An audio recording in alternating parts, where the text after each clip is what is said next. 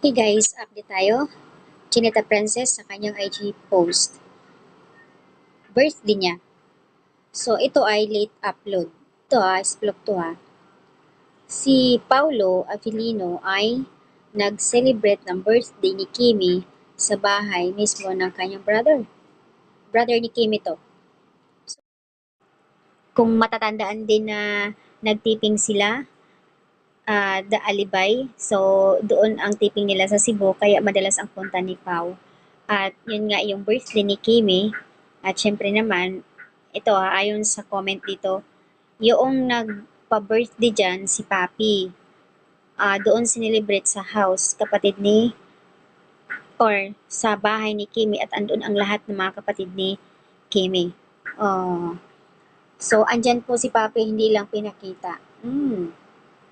Nakaka-touch naman yung mga yung post ni Kimi about sa family nila. Iisa lang naman ang wala dyan eh. Alam naman natin na medyo may konting problema silang dalawa sila Cam. So, ayan, nakaka-proud kasi syempre yung nakapagtapos mga kapatid niya dahil din kay Kimi at yun nga yung interview noon sa Magandang Buhay na nakakaiyak yung medal binigay kay Kimi.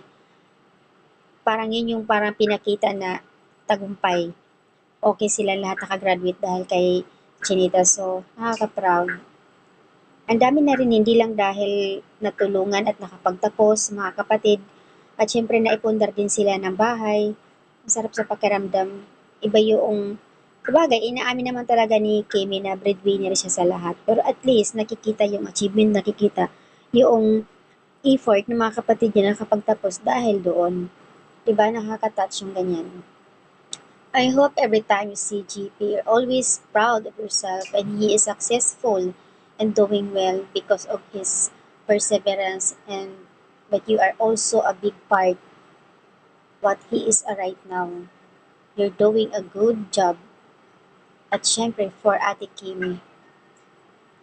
Buti na lang talaga ayon sa comment, buti na lang talaga matalas ang mata namin. Muntik nang hindi makita si Papi.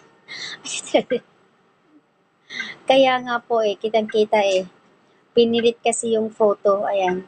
So, kitang-kita ko, si Daddy Pau. Magandang smile. So, ito na nga, kumbaga itong post ni Kim, may repost na ito, during birthday to ni Kim. Kailan lang? Sa bagay. At hindi naman lingid sa kaalaman, lagi naman nandoon si Pau, lalo na nga yung sinasabi ko na nung nagtiping sila ng Alibay, best photographer pa nga dito si Pau Pau eh, 'di ba? Kaloka.